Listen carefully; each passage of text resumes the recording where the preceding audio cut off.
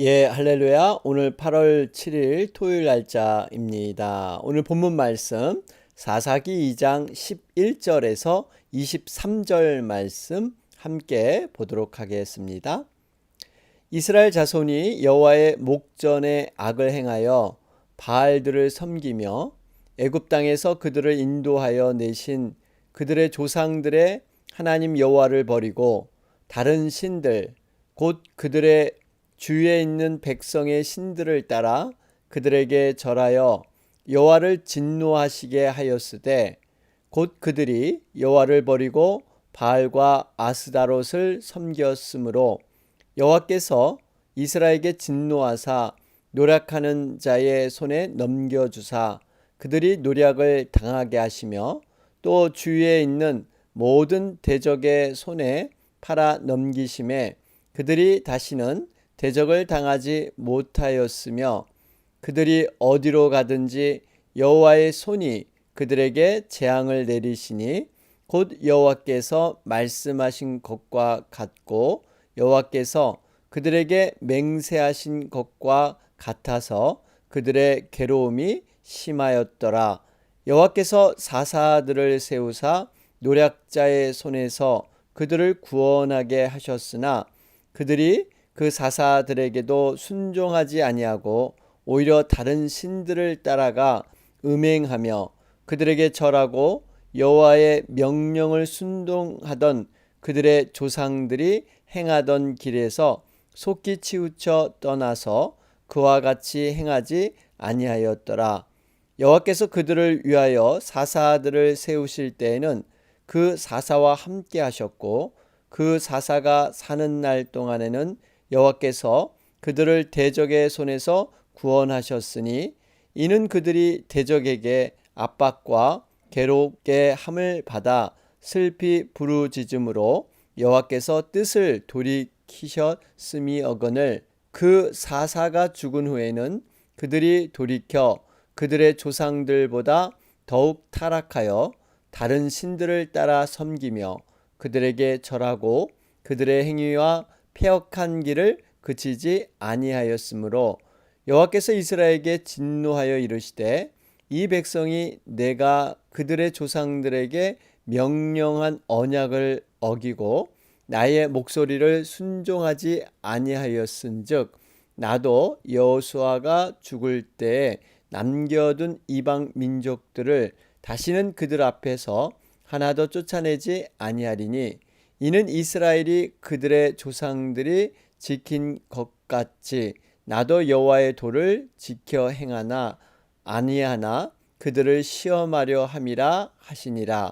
여호와께서 그 이방 민족들을 머물러 두사 그들을 속히 쫓아내지 아니하셨으며 여호수아의 손에 넘겨주지 아니하셨더라. 아멘. 예, 우리 계속해서 사사기 살펴보는 가운데 있습니다. 어제 말씀이었죠. 여러분 사사기 2장 1절에서 10절 말씀.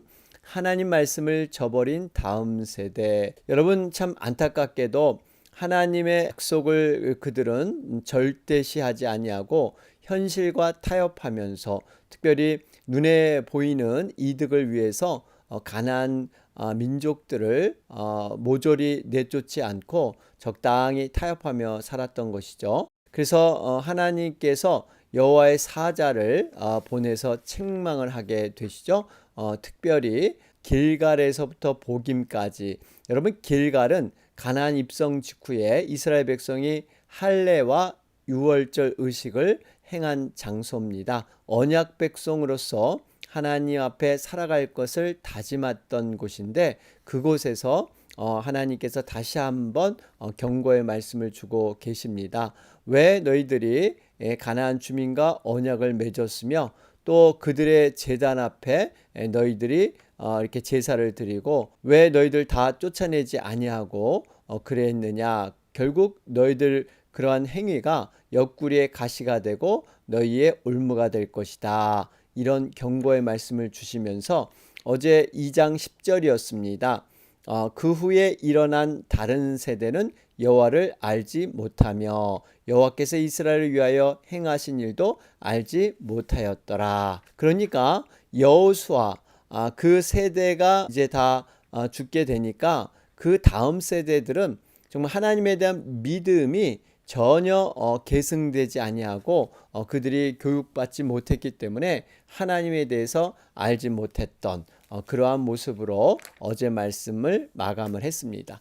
자, 그러면서 오늘 말씀은 이스라엘 백성들이 얼마나 하나님 앞에 배교하고 정말 하나님을 저버렸는가. 그럼에도 불구하고 하나님의 긍휼하심은 여전히 이루어지는 모습. 그러면서 오늘 이제 말씀을 보면요, 요요 현상이라는 거 여러분 아시죠? 살을 빼기 위해서 먹는 것을 중단한다든지 아니면 운동을 열심히 해서 이렇게 살을 어느 정도 빼지 않습니까? 그런데 어느 기간이 지나게 되면 정말 먹는 것을 예전처럼 줄여 먹지 않고 또 운동도 열심히 하지 않다 보니까 그 빠졌던 체중이 갑자기 늘어나게 되는, 그래서 지금까지 열심히 단식하며 열심히 운동했던 수고들이 헛되이 되는 것, 여러분 다시 원래 상태로 그냥 돌아가는 것, 이것을 이제 요요 현상이라 그러죠. 여러분 신앙에도 분명히 요요 현상이 있습니다. 어떻게 보면 오늘 본문에 등장하는 이스라엘 백성들 요요 현상에 빠지게 되죠. 하나님을 버리고 범죄하게 되면 하나님께서 하나님의 손으로 누르고 그들을 권징하시죠. 이런 징계를 통해서 그들이 또 괴로움을 호소합니다. 그러면 이제 하나님께서 불쌍히 여기셔서 그들의 부르짖음을 듣고 사사를 세워서 그들의 대적으로부터 건져 주십니다. 그들은 구원을 맛보게 되죠. 이제 구원을 받고 건짐을 받았으니까 하나님을 더욱 열심히 섬겨야 하는데 요요 같은 현상이 나타나죠.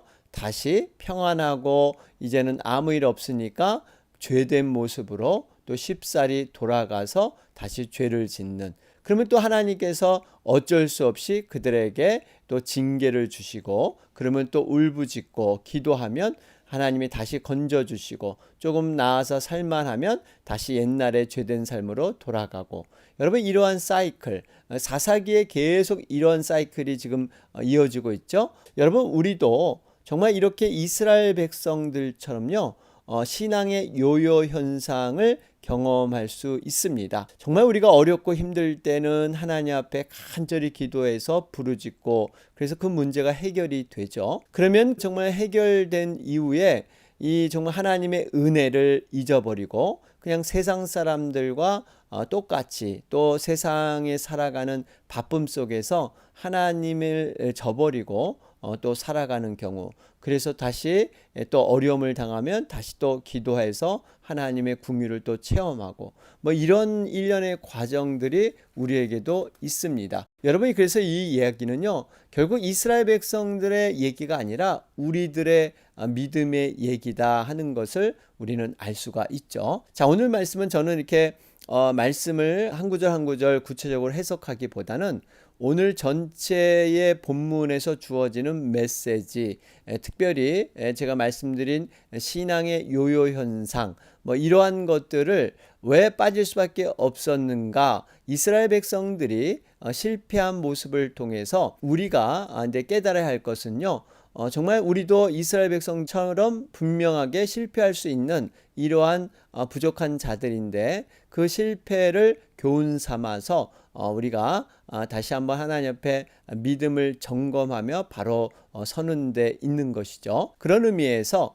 오늘 이 말씀은 요요 현상에 빠질 수밖에 없었던 이스라엘 백성들, 왜 그들이 이런 실패를 거듭했는가 하는 것을 세 가지로 나누어서 함께 살펴보길 원합니다. 첫 번째로 그들이 왜 실패할 수밖에 없었던 이유는요, 하나님의 말씀 위에 온전한 신앙을 세우지 않았기 때문입니다. 하나님의 말씀을 그들은 제대로 받지 못했고 다음 세대에게 하나님의 말씀을 전수하고 가르치지 못했기 때문에 그들은 이러한 어려움을 겪은 것이죠.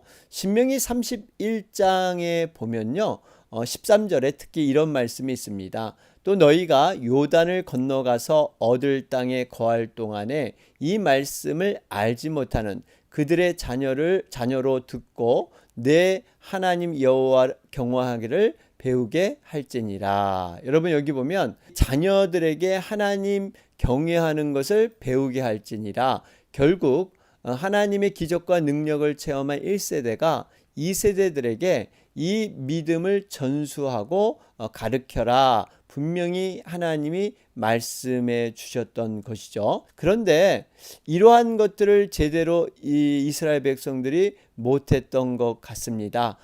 물론 2세대들이 정말 하나님을 알지 못하는 건 본인의 책임이 가장 크고요. 그 다음에 이제 부모님으로부터 온전한 그런 신앙의 교육이 이루어지지 않았기 때문에 그 믿음의 뿌리 위에 2세대들이 세울 수 없었던 것을 우리는 알 수가 있습니다. 여러분 신앙의 뿌리가 정말 이렇게 중요합니다. 이 뿌리가 분명하게 깊이 땅에 내리지 아니하면요, 우리는 언제든지 이 육은 타락했기 때문에 옛날에 죄된 본성으로 돌아가려고 하는 희귀 현상이죠. 이런 현상이 자연스럽게 나타날 수밖에 없습니다. 예수님께서도 이렇게 씨 뿌린 비유를 해 주셨죠. 어떻게 보면 이렇게 자꾸 요요 현상이 일어나는 경우는요, 돌밭에 뿌려진 그러한 씨앗과 같습니다. 뭔가 정말 이게 하나님의 말씀을 들으면 은혜를 받고 당장 하나님 앞에 헌신하고 기쁨이 충만한데 이것이 오래 가지 못합니다. 뿌리가 내려서 깊이 땅 속에 박혀서 어떠한 바람이 나도 어떤 그 어려움이 있어도 흔들리지 아니해야 되는데, 이 돌밭에 씨가 뿌렸기 때문에 뿌리를 깊이 내리지 못하는, 결국 말라 죽게 되는 이러한 모습이죠. 여러분 우리가 정말 하나님의 말씀을 배우고 우리가 깨달았을 때 이 복음의 진리의 말씀을 깊이 배워서 우리의 심령 가운데, 우리의 마음 가운데 잘 박힌 모처럼 여러분 아주 든든하게 깊이 뿌리 내리는 것, 여러분 이를 위해서 기도해야 될 줄로 믿습니다. 우리 자녀들이 정말 지금까지 교회와 또 가정에서 배운 말씀, 들은 말씀이 분명히 헛되지 않습니다. 그들의 심령 가운데 이렇게 뿌리 내려서 그들이 정말 하나님 앞에서 결정하고 결단해야 될 때, 어떠한 일들을 추진할 때 여러분 그 말씀이 기억나고 생각날 수 있도록, 그 말씀의 기준이 정말 세워질 수 있도록 여러분 우리가 끊임없이 기도해야 될 줄로 믿습니다. 여러분 우리가 아무리 큰 구원의 은혜를 체험했고요, 영적인 체험을 우리가 했더라도 이 말씀 위에 뿌리 내리지 못하면 여러분 옛날 이스라엘 백성들과 같은 모습으로 살 수밖에 없습니다. 지금의 신앙이 너무나 중요하다는 겁니다. 과거에 내가 어떠했는데, 여러분 이러한 기억 속에 살아가는 것이 신앙의 모습이 아니죠. 내가 지금 정말 하나님과 깊은 터치가 있고 그분의 음성을 늘 들으면서 내 상황과 사건 속에서 정말 그 모든 판단과 결정이 나의 생각이 아닌 하나님의 생각으로 우리가 살아가는 것, 여러분 이것이 진정한 구원받은 백성의 모습인 줄로 믿습니다. 분명히 호세아서 우리 6장 1절부터 3절 말씀만 보면, 오라 우리가 여호와께로 돌아가자. 여호와께서 우리를 찢으셨으나 도로 낫게 하실 것이요 우리를 치셨으나 싸매어 주실 것입니다. 여호와께서 이틀 후에 우리를 살리시며 제3일에 우리를 일으키시리니 우리가 그 앞에서 살리라. 그러므로 우리가 여호와를 알자. 힘써 여호와를 알자. 그의 나오심은 새벽빛같이 일정하니 비와 같이 땅을 적시는 늦은 비와 같이 우리에게 임하시리라 하리라. 그렇죠. 하나님께서는 우리를 때로는 때리셨지만 반드시 회복시켜 주신다. 이것이 바로 호세아의 고백인 것입니다. 그렇기 때문에 우리가 여호와를 알자, 여호와를 힘써 알자. 얼마나 애써서 우리가 정말 하나님을 알아야 되는가. 이 의미는요, 결국 하나님의 말씀에 뿌리를 내리지 못하면, 이렇게 힘써 하나님을 알지 못하면 과거의 옛날 우상 숭배 시절로 이렇게 돌아갈 수밖에 없는 이러한 것이 바로 우리의 연약함이다 하는 의미가 이 말씀 속에 들어 있죠. 자, 첫 번째 우리가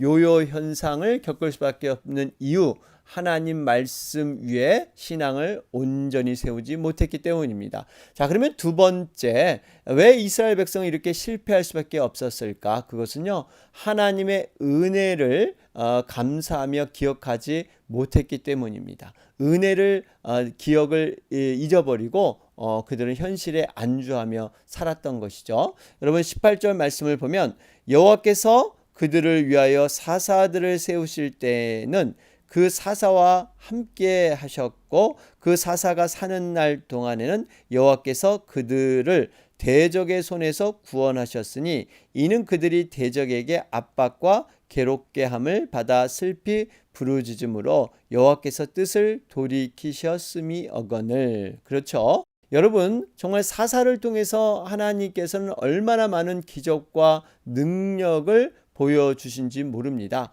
정말 하나님은 살아계시다 하는 것을 확실하게 이스라엘 백성들에게 보여주셨습니다. 여러분 하나님의 은혜는 분명한 것이지 어떻게 이렇게 희미하거나 불투명한 그러한 색깔이 아닌 것이죠. 우리가 앞으로 사사기 공부를 통해서 살펴보겠지만 여러분 정말 이 사사 한 명 한 명 얼마나 하나님께서 위대하게 놀라운 기적으로 이끌어 주셨습니까? 예를 들어 드보라와 바락은요 철병거가 있는 시스라 군대를 정말 전멸시키죠.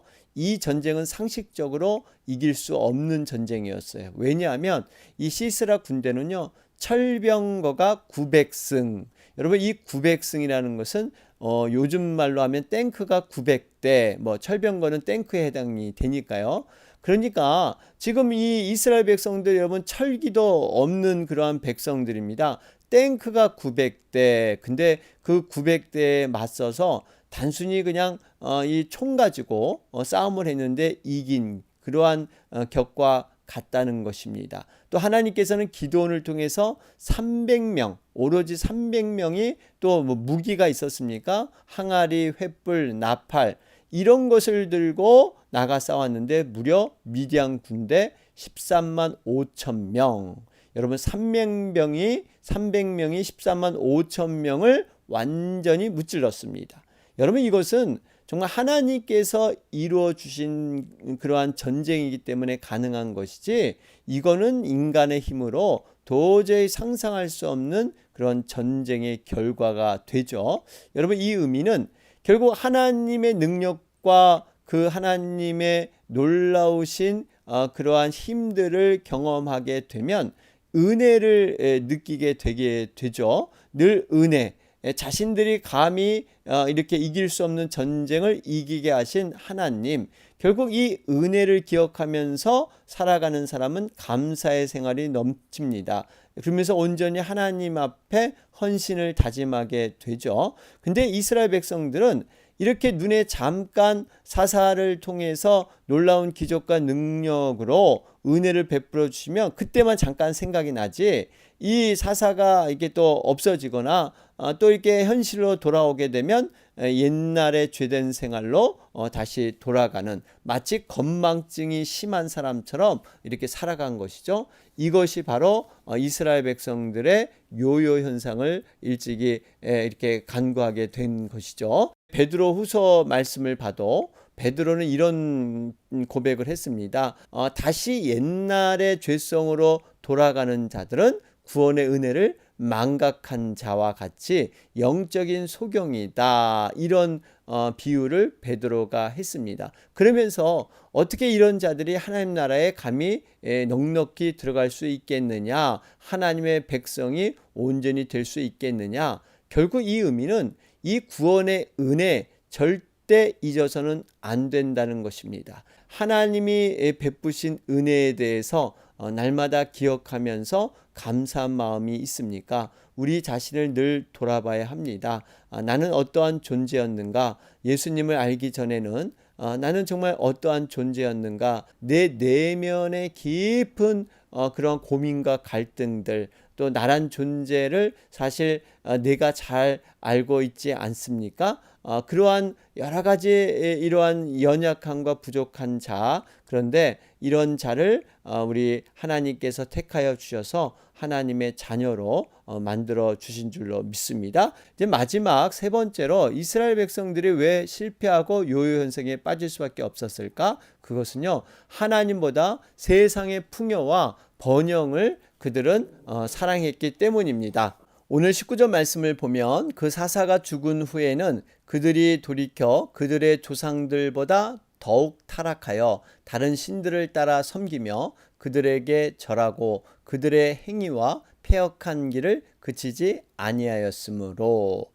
여러분, 여기 보니까 이 과거의 조상들보다 더욱 타락하고 이방신을 섬기고 패역한 길로 들어섰다, 이렇게 기록되어 있습니다. 왜 이렇게 이스라엘 백성들이 정말 원래 타락한 것보다 더 심하게 타락할까요? 어떻게 보면 이스라엘 백성들이 반복적으로 죄된 삶을 이렇게 살아가게 된 것은요, 이 마음의 줄이 있었는데 그것이 세상의 풍요와 번영을 늘 마음속에 두고 이것을 부러워했던 것입니다. 그래서 여기에 이끌림을 받는 거예요.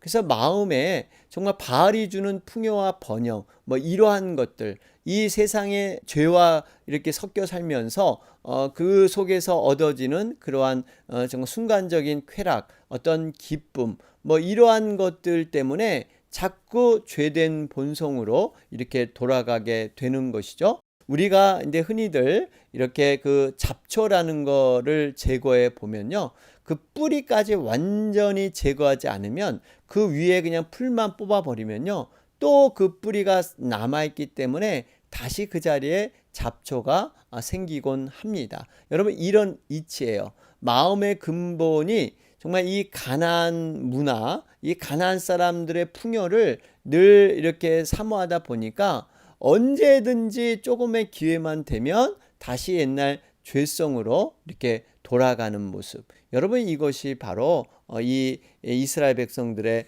모습이었다 하는 것을 우리는 알 수가 있습니다. 특별히 여러분, 이 바알과 이 아스다롯이라는 신, 여러분, 바알은 폭풍의 신이죠. 또 이 아스다롯은 또 아내 격이 되는데 다산의 여신입니다. 그래서 이 바알과 이 아스다롯이 만나게 되면 이제 풍요의 그런 비가 내려지고 이렇게 풍년이 든다 해가지고 이 이방 민족들은 아주 그 육신의 쾌락을 추구하면서 아주 쉬운 방법으로 이렇게 제사를 드리게 되었죠. 반면 이스라엘 백성들은 전통적으로 여러분 동물을 잡아 죽여서 이렇게 각을 뜨고 또 피를 제단에 뿌리고 태우고, 여러분, 이러한 제사, 사실 제사 방법부터 이스라엘 백성들에게 더 매력적인 것은 바로 이 바알과 아스도라시 이런 드리는 제사의 방법이었습니다. 그러다 보니까 정말 이 가나안 민족들은 아주 편하게 제사도 지내고 정말 농사를 지니까 풍요로워 보이고 이러한 것 때문에 결국 이 이스라엘 백성들이 이 바알 신에 빠지게 되는 것이죠. 여러분, 가나안 문화가 얼마만큼 그 당시 화려했는지 이 고고학자들이 고대 가나안 문화를 발견했는데요. 거기에 이 원주 기둥이 30여 개 있는 이러한 아주 큰 건물이 나왔다고 하죠. 그 당시 로마 시대도 아니었는데요. 로마가 들어서기 1300년 전 이미 큰 신전이나 궁전 그런 건물이 이미 있었다는 거예요. 가나안 족속들은 이러한 건축 기술, 또 정치, 경제적, 문화 예술적 이런 풍요와 번영 이런 것들을 누리고 있다고 보니까 이 이스라엘 백성들이 여기에 부러워서 이것을 섬기게 되는 것이죠.